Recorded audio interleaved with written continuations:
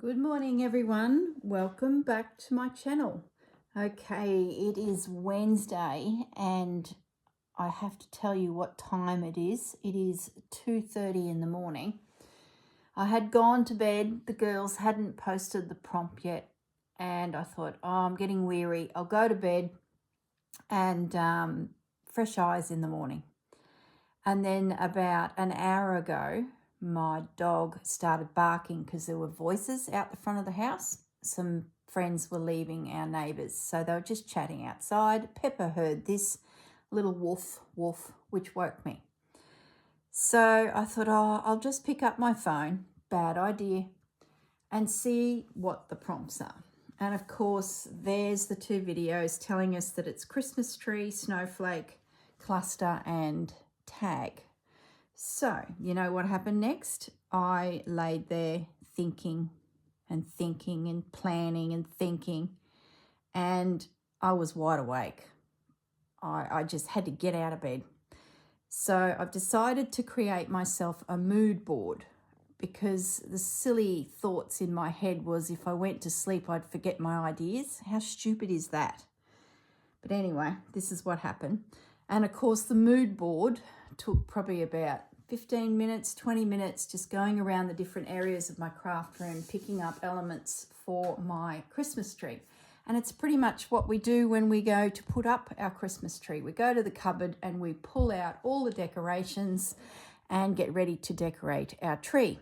So the elements I've grabbed so far are some satin and silk roses, pre-made. I did not make those.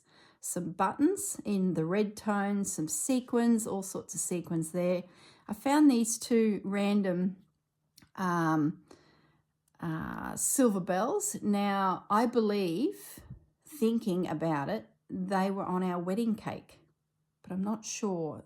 They were on someone's cake. I don't think it was my parents'. I think it was my wedding cake. I'll have to go through photos and have a little look, but I think they were. Beads, of course, because that's just me. I love my beads. I found then some silver buttons and some pearly buttons, some little snippets of crocheting. Then I got in amongst all my little charms that I've collected over the years. There's some angels, some little diamantes. I think they're Tim Holtz, and they come on a little card of a few different things. I'm pretty sure that that's also part of Tim Holtz range. They're just a string of gems from Spotlight. They do them in a couple different colours, and more little gems, some little crosses, and these are some earrings that I've picked up at op shops over the years, and I've just pulled them apart to gather little elements. So there's a bit of costume jewellery there. Some dangles that I've created at some stage, more buttons, couple more beads coming along the bottom here, and then of course my thread and my trusty pen. So I thought, well, now I have my mood board, and my decorations are out of the cupboard ready to go, and I thought that's all I'll do. I'll go back to bed, then this is done. But you know, one thing leads to another. Here we are. So I'm just going to move the mood board out, and I'm going to show you what I'm thinking of doing. I'll just pop that over there. You watch me drop it on the floor.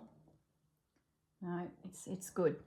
Okay, if you recall earlier in the series, I had a look through all of my Christmas books to see what I had in my stash that I could potentially use. These are books that I've never ever made anything that was in them, which is disappointing because you buy them and they go into the cupboard. So I was determined to try and drag some of these into my project. Now this one is by Hatched and Patch. It is called The Christmas Story, and it not only is a quilt, but there's 11 other projects, and there's a Christmas tree in here. Now, I'll bring this little image up to the camera. She's created a little banner there with a tree with all these little decorations hanging off of it. Now, I'm not going to do that exactly, but I am taking inspiration from it. So let me get to where that Christmas tree is. It is there again. Sorry about the light.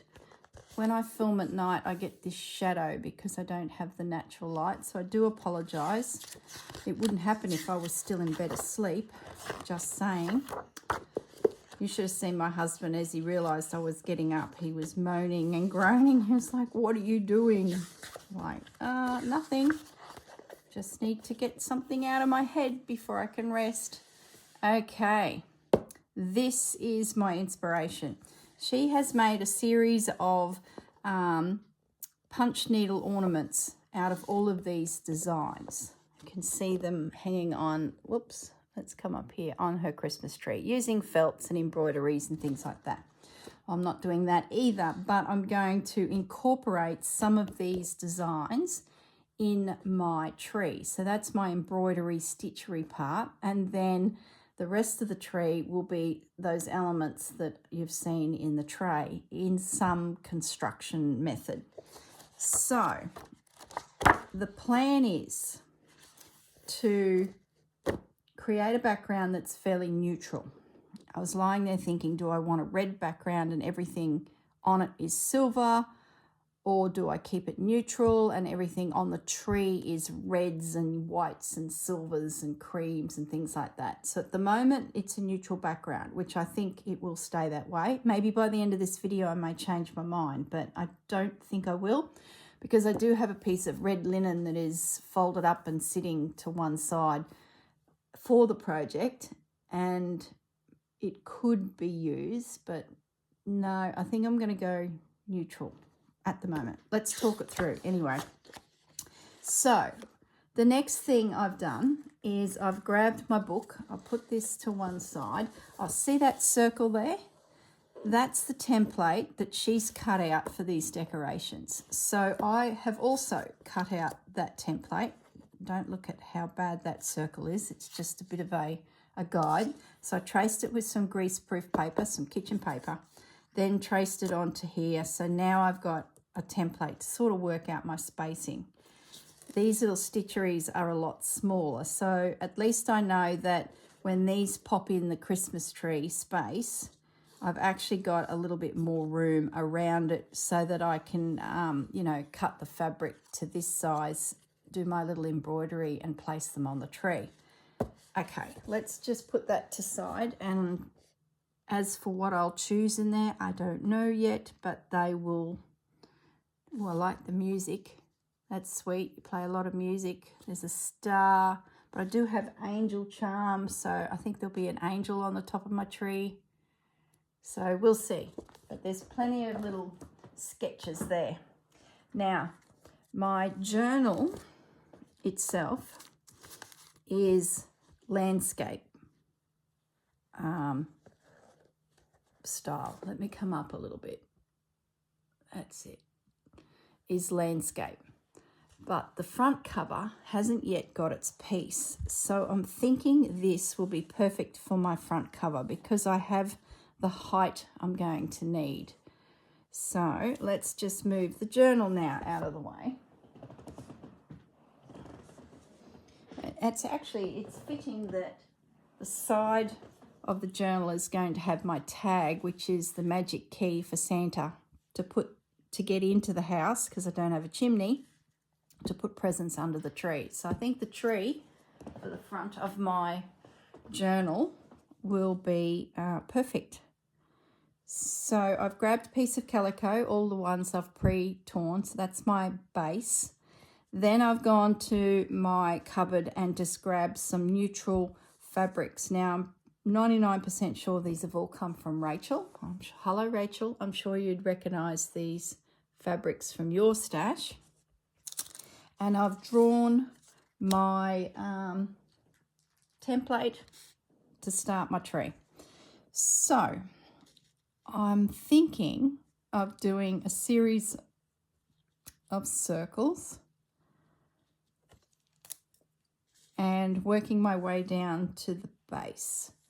And then each circle is going to be something. Now, one of the prompts, I'm just going to sketch this out.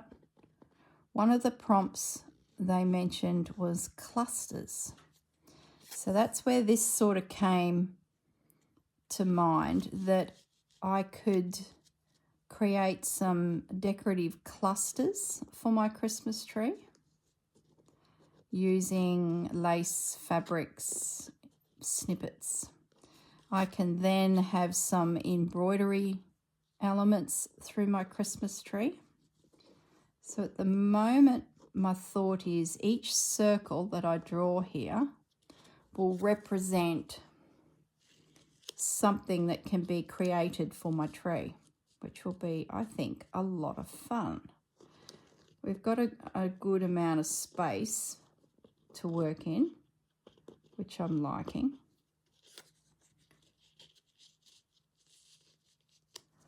So I'm just sort of piecing it together now. Oh, it'll be so good when this is out of my head. Just going to move that pin for a moment. I can't believe I'm doing this at this hour of the morning. What have you done to us, girls? Crazy. If Pepper hadn't barked at the neighbour, it's the neighbour's fault. If they hadn't have been saying their goodbyes outside, Pepper wouldn't have barked, I wouldn't have woken, I wouldn't have picked up my phone, which I should really have in another room so that I do get some sleep. But I did, and here I am. Oh well, what's it matter? I'll be a lot more restful once this is out of my head. I've been thinking about Christmas tree for a little while. Is that going to fit? I may need to overlap a little bit.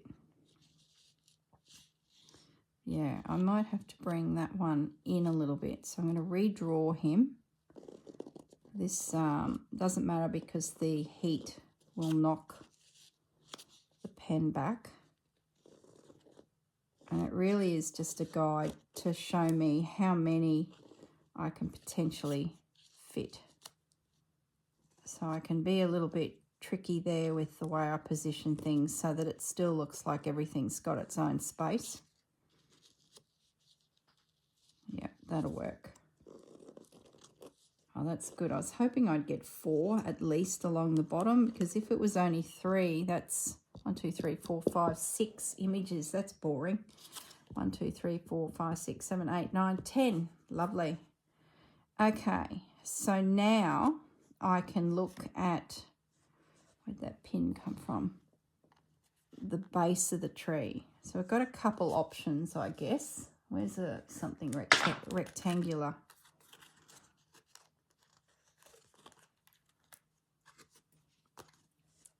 Let's have a little look.